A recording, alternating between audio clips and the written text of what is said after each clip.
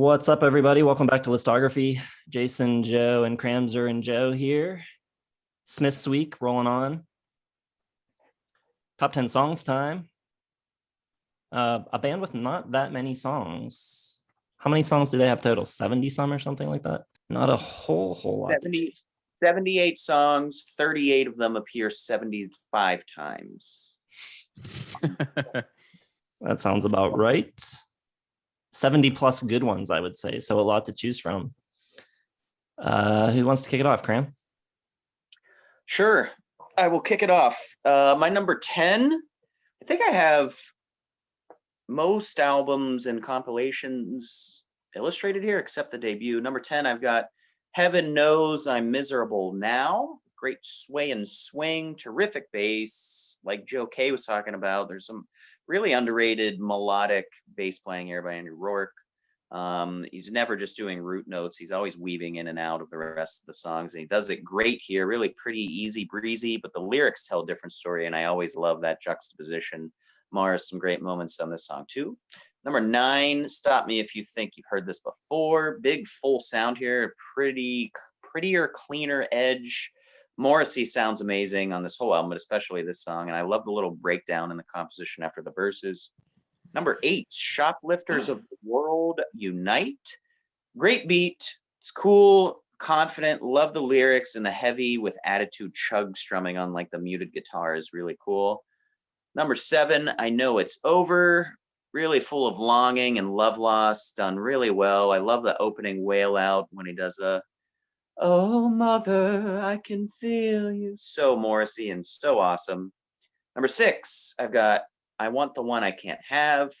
Great college rock feel, danceable, with the nerdy upbeat danceableness and the jangly guitar. Lots of pep, very cool. Number 5, I've got title track from Queen is Dead called The Queen is Dead. It's just an awesome song, a really cool moody vibe to it where it feels important, but kind of like ghostly too, and a little depressing. But the lyrics are so snide and searing with just such a cool, vigorous passion when he makes the remark about Prince Charles, like wanting his face in the Daily Mail or whatever. Like it's such just a full of irony and just a big like fuck you behind my back. Like that's what I feel like a lot of Morrissey's lyrics are, is he's like smiling at you, but his middle finger's up behind his back, and he's just like, yeah, okay, pal. I hate you. Number 4, I've got Bigmouth Strikes Again. Love the energy in the guitar, like Styx was talking about before. Just really simple, infectious song that sounds great. And I love the little, I think it's female backing vocals or someone's voice really sped up at times it comes in. Number 3, Please, Please, Please Let Me Get What I Want This Time. This is just a banner for sad, mopey dudes that want a girl, and it works. I've been there, probably still am. Number 2, Death of a Disco Dancer. Awesome vibe and a cool, calm, confident steadiness to it. Great slow buildup, which I think is really cool. And it also really, to me, sounds like something that like Radiohead would play off of when in their early albums.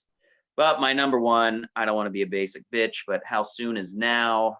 It's just one of the most famous 2 notes in guitar history. Is just that slide from the it sounds so awesome.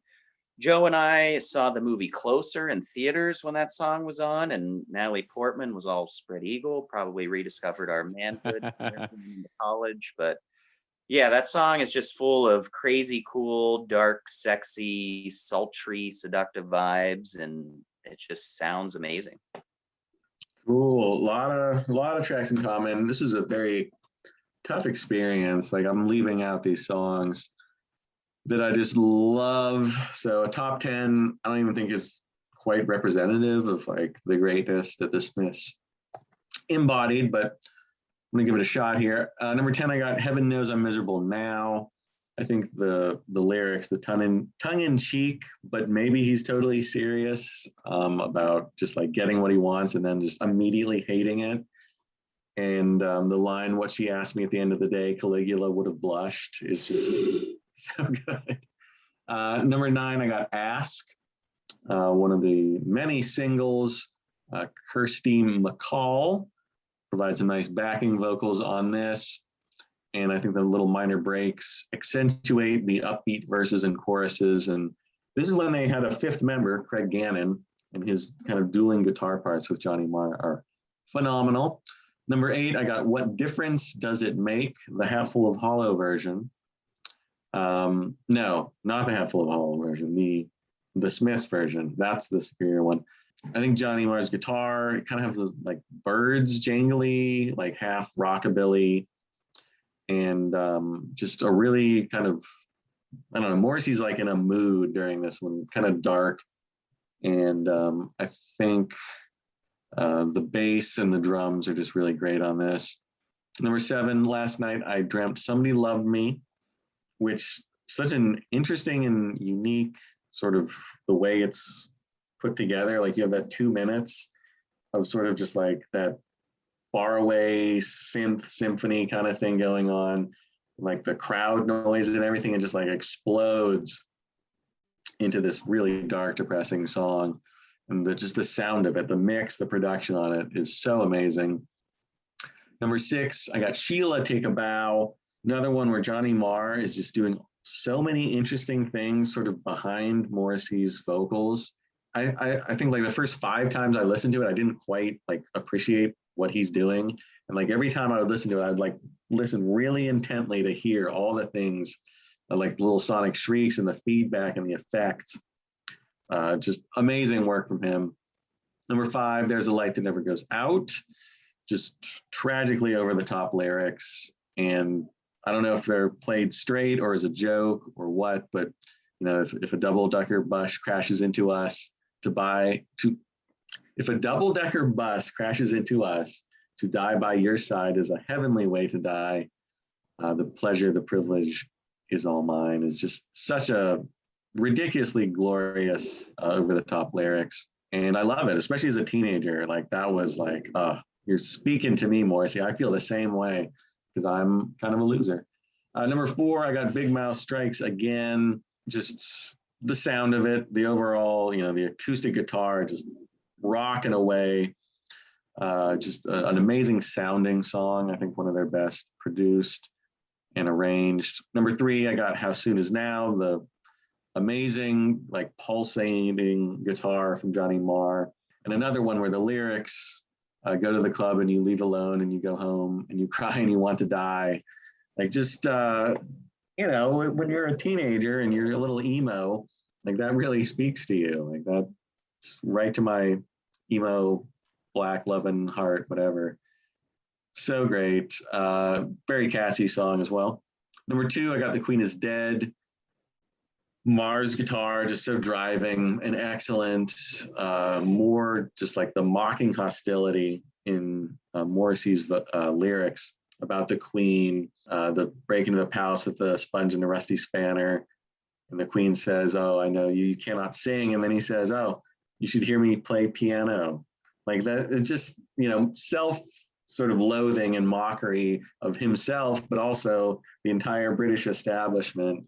Like no target is safe for Morrissey. My number 1, though, is going to be This Charming Man. I used to play the song at parties, and nobody knew what the hell I was playing on guitar.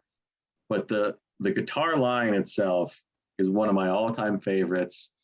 It's twisty and all over the place, and you kind of have to like listen again, like hard to hear it underneath Morrissey's vocals. And it's bouncy. The rhythm section is just right up front, sounds amazing. Just a wonderful, wonderful song, and one of the first ones that I really like knew, you know, I heard it, I knew the Smiths were special and something, you know, above most bands for sure. Joe, do you want to go now or do you want to go last? I can go now. I'm happy to go now. Okay, so at number 10, I have the song Nowhere Fast. I think the riff is so infectious. The doom, doom, doom, doom, doom. And the way it trucks along, I just really like it. That also has a great opening line. I'd like to drop my trousers to the world. I am a man of means, of slender means. Just an absolute great song with a great vibe. Number 9 for me is William, It Was Really Nothing, a song that I discovered early on in my Smiths journey. and has, the guitar sounds are so lush, and it has so many different like hooks in it and different parts to it that I think are so great and hard to like quantify. I don't know. It's just, and again, this is a guy, great lyrics too. If you like, you can marry me. If you like, or would you like to marry me? If you like, you can buy the ring. Cheeky as hell, but I love it. Totally works. You can hear, that some of that. I think Andre 3000 said when he was making Hey Ya, he was like, that's one of the songs that I would go back to. And you can kind of hear it a little bit in like the acousticy way that the songs dip in and out of. Number 8 for me is the song Handsome Devil, which I think is like one of the more evil Smith songs, which I really like. It has like a dark, angular vibe to it. In addition to, again, I don't know if I'm going to pull out a line of dialogue for every one of these songs, but let me get my hands on your mammary glands. Come on, that's some good songwriting right there. But I do, I like the kind of darkness to that song. And then I have to, I was wrestling with the songs that you just have to put on there. You almost don't want to put the more obvious ones on there because it's like, this was hard to cull down. When I went through my first go through, it was like I had probably more than double what we got to here with 10. I probably had 20, 25. It's difficult, but I am putting How Soon Is Now at number 7. It was the first Smith song I heard. I think I heard it actually at the Rock and Roll Hall of Fame when I was like 13 or something. And it just sounded new and familiar at the same time. It's that thing of like, I wanted to know who it was immediately. It was like part of this like video package that I don't know, last time they did it at the museum there in Cleveland, but it hooked me. And I was like, this is cool and like sexy and sad and all these things at once. And it's so funny. Like you could just Shazam it now or whatever, or Google what the lyrics are. At the time I was just like, I don't know what that is, but it's changing my life. It probably suffers a little bit from, that's a song that will get played on the radio in America. And so you get exposed to it a lot, for better or worse. Number 6 for me is Barbarism Begins at Home. I referenced when we were talking about the albums. I really like the jam quality to Barbarism and the fact that they just like let it go at the end. And this is one of the longer Smith songs. This is almost 7 minutes. And there's just that like bass riff, boom, boom, boom, boom, boom, boom, and they're just going and letting it breathe. And then a rare bass solo in the Smiths. And I really like that. I think it's very, it's melodic and it almost hits you by surprise if you are to come to expect certain things from the Smiths discography. I'm putting number 5, maybe wanted to put it higher, Oscillate Wildly. I just really like this song. So good, they don't even need lyrics for this one. And I don't even know that I can articulate it very well why I like this song. It's just, there was a time in my life where I played this one on repeat. I don't know. It's like a soundtrack or something. And it like conjures up imagery to me of like, you could see like a woman in a Victorian dress, like walking down in a castle or something. And then it turns into, something else where like, I don't know, she's killing everybody. Who's to say? I think maybe the lack of lyrics for me, because I gravitate to lyrics with the Smiths as everyone does. Something about the lack of it triggers something in me. To have the Smiths but not have Morrissey at all in it is really crazy, and I think it works as an experiment. Number 4 is Ask. I just think this song is so bright and fun and danceable. And it's got some good lines in there. I mean, it's a danceable song about how the bomb will bring us together. Like, that's just the juxtaposition between lyrics and music in the Smiths is one of the things that brings you to the yard. Number 3, another song that I think is very danceable and, rightfully, I think one of their bigger songs, Panic. Great hook with Hang the DJ, owes some you know, some DNA to the song Metal Guru by T-Rex. They have gone on record as saying we kind of ripped it off. I'd say, and I love T-Rex, I'd say they elevated it. I think Panic is just one of the great singles of all time. And we're getting to the top two, and they're going to be the ones we've already heard and may hear again. Bigmouth Strikes Again.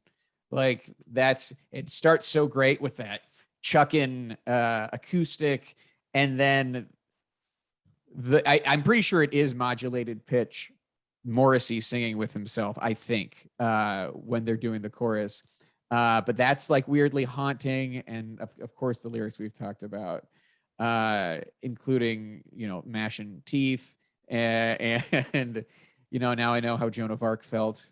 Like sometimes, I will say sometimes it does feel like Morrissey can get a little over the top. But that's a testament. He makes it work somehow. This shit that if you read it in a kid's diary, you'd be like, oh, now you know how Joan of Arc felt? Okay, get the fuck over yourself. Are you kidding me?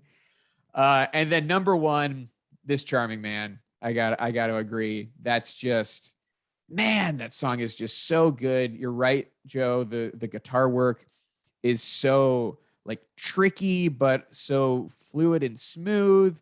And it's just, you want to dance to it. It is, and like you said, it's a song that people will love it if you play it and they haven't heard it, and then if they know it, they'll lose their minds. I just think This Charming Man it's a perfect single. It's a perfect song. I could listen to it and never get tired of it. That's my top 10. Good list. The Joes are sticking together. I'm going with as we have to. Yeah. As we have to. My number 10 is going to be Half a Person. It's a really cool, funny song, charming, very relatable, I think, the lyrics. My number 9 is going to be Reel Around the Fountain. I love the simple drumming on it. And the way the drums work on this song is just, I think, so cool. The way they build up and just kind of change the patterns ever so slightly in the chorus is really awesome. And I love the piano that comes in on the chorus too. It really has a great effect on lifting the song. Number 8 is going to be The Boy with the Thorn in His Side. I love the persistent strumming acoustic guitar and the tambourine. And honestly, this might be one of the all-time great tambourine tracks. The tambourine on this song is so cool. My number 7 is Heaven Knows I'm Miserable Now. I was looking for a job, then I found a job, and Heaven Knows I'm Miserable Now is one of my all-time favorite lyrics in any song ever. I think it's so funny and just quintessential Morrissey. My number 6 is How Soon Is Now. Such a totally unique sounding song, even among the Smiths catalog. I think there's really nothing else that sounds like this song. Those guitar tones are just incredible, inimitable. That tremolo sound in the beginning is just so cool. My number 5 is going to be There Is a Light That Never Goes Out. One of the songs that sums up the Smiths the best, I think. If you've never heard the Smiths before and you want to listen to one song, maybe this one, because I think it has all of the different things that they do so well. The rhythm section, the bass line, the lyrics, the singing, the guitar parts, I think it's all there. So I think you can get a little of everything in this track. And number 4 is going to be Girlfriend in a Coma. I just think it's so infectious, super catchy, love the bass line. And like I said in the previous video, I used to play it with a cover band, and I always thought it was super fun to play. Number 3 for me is Ask. Really upbeat, infectious song. I have written here, danceable. And I think it's, it's about getting over your fears, putting yourself out there. Love it. Number 2, I've got Cemetery Gates. This one basically boils down to the guitar. I think Mars' guitar playing on this song is really great, but I also think the melody is really strong as well, very catchy. My number 1, though, is going to be Last Night I Dreamt Somebody Loved Me, which I think is incredible. Open side 2 of Strange Ways. It's got that long intro, like Joe said. An incredibly arranged song, incredible drumming on this track. Morrissey's performance just dripping with emotion. And I think this song maybe shows more than any other on Strange Ways, like a direction that they could have followed and gone to in the future. I think it's a really interesting song to listen to and kind of think about where things were heading and what might have been. So that's my list.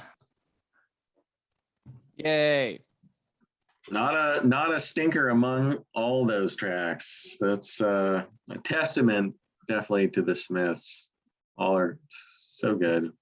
Did everybody have Heaven Knows I'm Miserable Now? I did not, but it came close to me. All right. So let us know what you think of our list. Drop your favorites down in the comments. Let us know what we missed.